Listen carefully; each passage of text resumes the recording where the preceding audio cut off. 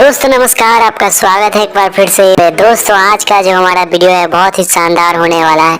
आज के इस वीडियो में हम बात करेंगे कि कॉमन कार्प मछली पालन के क्या क्या फायदे हैं और क्या क्या नुकसान है। तो अगर आप कॉमन कार्प मछली का पालन कर रहे हैं, अगर अभी आपके तालाब में कॉमन कार्प मछली है या आगे आपने सोचा है कि कॉमन कार्प मछली का पालन करना है, तो आपके लिए यह वीडियो है। आपको यह जानना बहुत ही ज़्यादा ज़रूरी है कि इस मछली का अगर हम पालन करते हैं तो हमारे लिए क्या क्या फायदे होंगे और हमारे लिए क्या क्या नुकसान होंगे। तो दोस्तों आज के इस वीडियो में मैं आपको 10 पॉइंट्स बताऊंगा कॉमन कार्प मछली के फायदे और नुकसान के बारे में। तो दोस्तों चलिए शुरू करते हैं। दोस्तों सबसे पहले मछली पालन की जो शुरुआत होती है वो होती है मछली के बच्चे से। अगर हम कॉमन कार्प मछली के बच्चे के बारे में बात करें तो जब आप सीड खरीदने जाइएगा तो कॉमन कार्प मछली के लिए खास कर ये बात है कि आपको क्या करना है कि उस ब्रूडर को देखना है जिससे यह बच्चा हुआ है।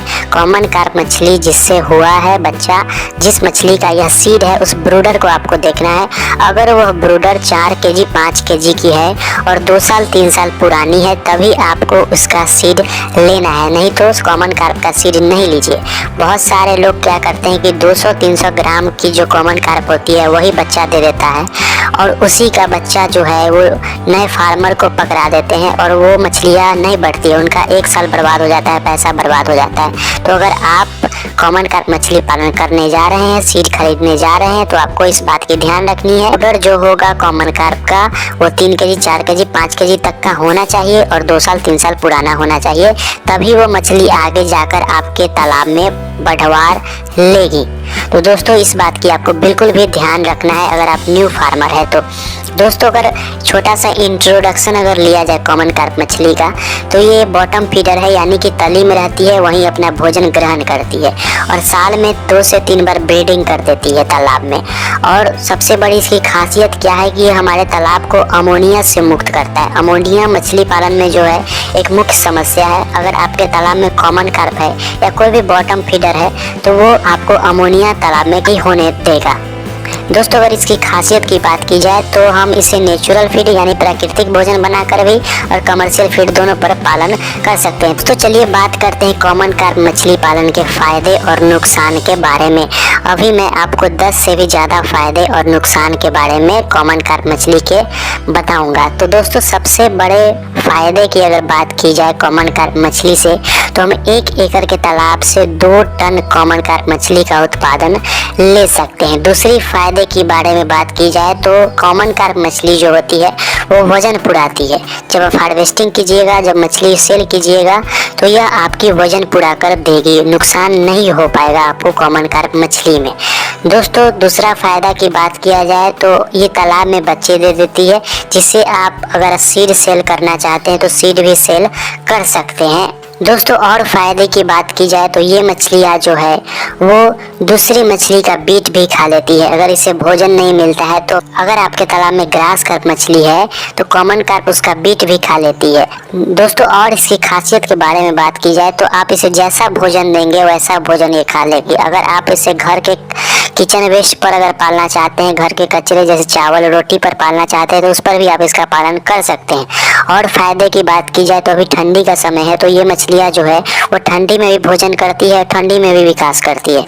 और फायदे के बारे में बात किया जाए दोस्तों तो ये छोटे से तालाब में भी इसका पालन आप कर सकते हैं। तो चलिए दोस्तों अब बात करते हैं नुकसान के बारे में। कॉमन कार्प मछली पालन के नुकसान के बारे में बात करते हैं।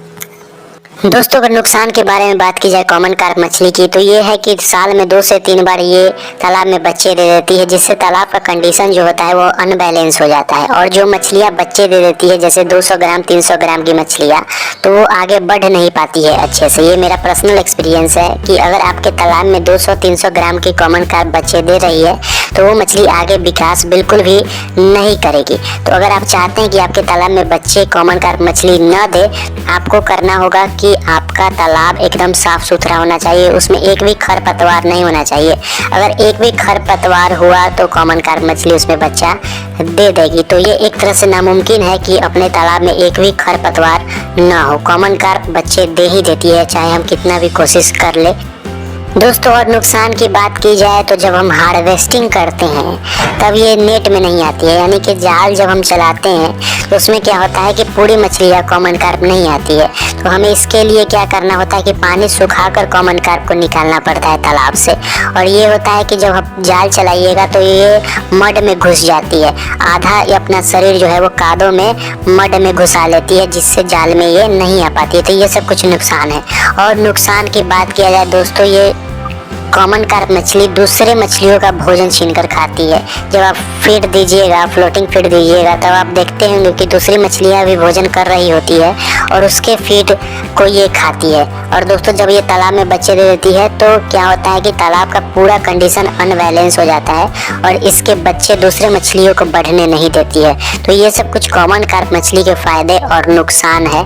दोस्तों एक छोटी सी वीडियो थी कि कॉमन कार्प मछली का क्या क्या फ़ायदा है, क्या क्या नुकसान है। आज मैंने आपको 6-7 फायदे और 6-7 नुकसान के बारे में बताया। दोस्तों यह मछली जो है ये एक तरह से अच्छी भी है और एक तरफ से बुरी भी है। तो अगर आप चाहते हैं कि कॉमन कार्प मछली को ना पालकर दूसरी मछली का पालन किया जाए तो आप इसके बदले में अमूर कार्प मछली का पालन कर सकते हैं। वो तालाब में बच्चे नहीं देती है और बहुत ही कम समय में अच्छा वजन ले लेती है हमारी अमूर कार्प मछली। तो अगर आप चाहते हैं कि अमूर कार्प मछली का पालन किया जाए तो कॉमन कार्प के बदले में आप अमूर कार्प मछली का पालन कर सकते हैं। दोस्तों कॉमन कार्प मछली का पालन जो है हमारे देश में धीरे धीरे कम रहा है। उसके पीछे कारण है कि यह तालाब में बच्चे भारी संख्या में दे देती है। दोस्तों अगर किसी किसान भाई को किसी भी मछली का बच्चा बिहार में चाहिए तो वो कमेंट करके बता सकते हैं। आप हमारे यहाँ आकर किसी भी मछली का बच्चा, खासकर अमूर कार्प, जयंती रोहू, ग्रास कार्प, इन मछलियों का बच्चा आप हमारे यहाँ आकर बिहार में ले जा सकते हैं। और किसी भी किसान भाई को बच्चा चाहिए किसी भी मछली का तो कमेंट करके ज़रूर बताएं।